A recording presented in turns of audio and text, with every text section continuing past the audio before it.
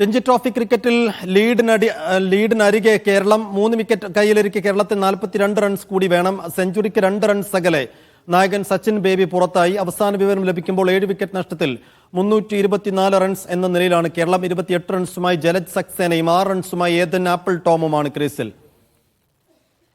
മഹേഷ് പോലൂർ നാഗ്പൂരിൽ നിന്ന് വിശദാംശങ്ങൾ നൽകും. മഹേഷ്, നിർഭാഗ്യ എന്ന രീതിയിൽ മാത്രമേ സച്ചിൻ ബേബിയുടെ പുറത്താകൽ നമുക്ക് കാണാൻ കഴിയൂ. കേവലം 2 റൺസ് മാത്രം അകലെ.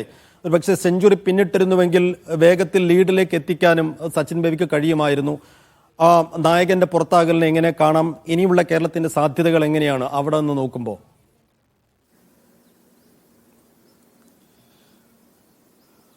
സൈഫുദ്ദീൻ, നായകന്റെ പുറത്താകൽ എന്ന് പറയുമ്പോൾ ഒരു പക്ഷേ നമുക്ക് നിർഭാഗ്യം എന്നുള്ള ഒരു വാക്ക് കൊണ്ട് അതിനെ വിശേഷിപ്പിക്കാനാവില്ല. ഒരു പക്ഷേ അനാവശ്യമായ ഒരു ഷോട്ടിനാണ് സച്ചിൻ ബേബി മുതിർന്നത്. 98 റൺസ് നിൽക്കെ സിക്സർ അടിച്ച് സെഞ്ചുറി നേടാനുള്ള ഒരു ശ്രമമായിരുന്നു സച്ചിന്റെ ഭാഗത്തു നിന്നുണ്ടായിരുന്നത്. ഒരു ഫുൾ ലെങ്ത് ബോൾ, അത് ഡീപ് സ്ക്വയർ ലെഗിന് മുകളിലൂടെ ഒരു സിക്സർ കടത്തി സെഞ്ചുറി അടിക്കുക എന്നുള്ളതായിരുന്നു സച്ചിന്റെ ശ്രമം. ഒരു പക്ഷേ ആ സമയത്ത് അത് വേണ്ടിയിരുന്നില്ല എന്നുള്ളത് തന്നെയാണ് ക്രിക്കറ്റ് ആരാധകരും നിരീക്ഷകരും ഒക്കെ പറയുന്നത്. കാരണം 98 റൺസിൽ എത്തി നിൽക്കുകയാണ് കേരളത്തിന്. ആ സമയത്ത് ലീഡ് എടുക്കാൻ 50 റൺസിൽ കൂടുതൽ വേണ്ട ഒരു സാഹചര്യമുണ്ട്. താഴേക്ക് പിന്നെ വാലറ്റത്തുള്ള ബാറ്റർമാർ മാത്രമാണ് കുറെ കൂടി ഒരു പക്വമായ ഒരു ഷോട്ട് അവിടെ വേണ്ടിയിരുന്നു എന്നുള്ള ഒരു വിലയിരുത്തലാണ് പൊതുവേ ഉള്ളത്. പക്ഷേ സച്ചിൻ ബേബിയുടെ ഇന്നിങ്സിനെ നമുക്ക് പ്രകീർത്തിക്കാതെ വയ്യ. 98 റൺസ് സച്ചിൻ ബേബി, ഒരു പക്ഷേ സെഞ്ചുറിയോളം പോന്ന 98 റൺസ് തന്നെ. അദ്ദേഹത്തിന്റെ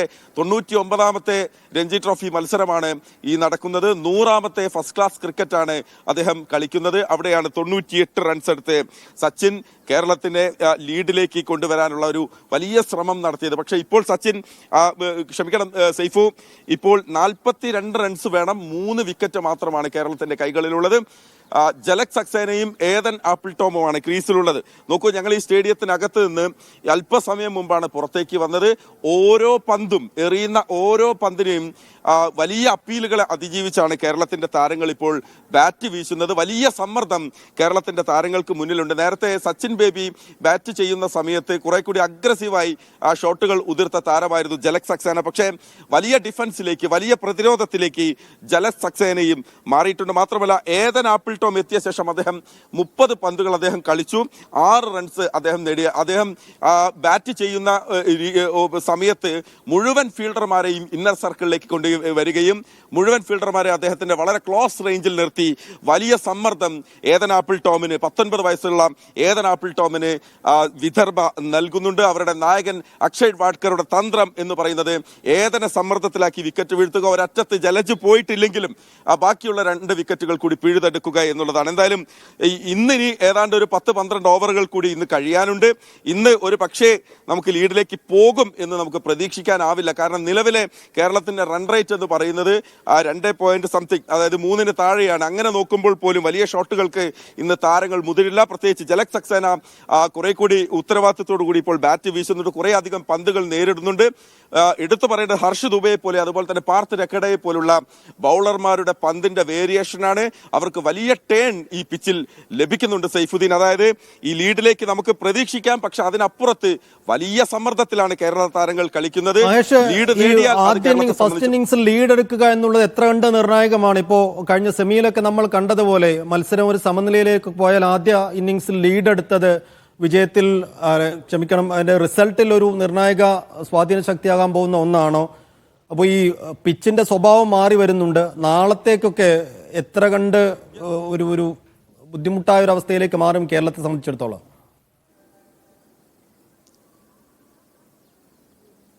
സൈഫുദ്ദീൻ പറഞ്ഞത് വളരെ കൃത്യമാണ്. ആദ്യ ഇന്നിംഗ്സിൽ ലീഡ് നേടി ഈ മത്സരം സമനിലയിലായാൽ ആരാണോ ലീഡ് നേടുന്നത് അവർ ജേതാക്കളാകും. അതുകൊണ്ട് ആദ്യ ഇന്നിംഗ്സിലെ ലീഡ് എന്ന് പറയുന്നത് അങ്ങേയറ്റം നിർണായകമാണ് ഈ മത്സരത്തിൽ. പക്ഷെ അതിനേക്കാൾ ഉപരിയായി നമ്മൾ എടുത്തു പറയേണ്ട ഒരു കാര്യം ഈ പിച്ചിനകത്ത് വരുന്ന മാറ്റങ്ങളാണ്. നമ്മൾ തുടക്കത്തിൽ തന്നെ പറഞ്ഞിരുന്നു, ആദ്യ ദിവസങ്ങളിൽ തന്നെ നമ്മൾ റിപ്പോർട്ട് ചെയ്തപ്പോൾ പറഞ്ഞൊരു കാര്യമാണ്, പേസ് ബോളർമാരെ തുടക്കത്തിൽ പിന്തുണയ്ക്കുന്ന പിച്ച് 3-ാം ദിനത്തിലേക്ക് സ്പിന്നർമാരെ വല്ലാതെ അനുകൂലിക്കുന്ന, വലിയ ടേൺ ലഭിക്കുന്ന രീതിയിലേക്ക് മാറും. ഇന്ന് സൽമാൻ നിസാറിന്റെ പുറത്താകൽ നമ്മൾ ശ്രദ്ധിച്ചാൽ അറിയാം. ഹർഷ് ദുബയുടെ പന്ത് സാധാരണ സാധാരണഗതിയിലൊന്നും ഈ അടുത്ത കാലത്തൊന്നും ആഭ്യന്തര ക്രിക്കറ്റിലൊന്നും അത്തരത്തിലുള്ളൊരു പന്തിൽ ഒരു താരം ഔട്ടായിട്ടുണ്ടാകില്ല. അത്രയേറെ വലിയ ടേൺ ഹർഷ് ദുബെയെ പോലുള്ള ഒരു ബൗളർക്ക് ലഭിക്കുന്നുണ്ട്.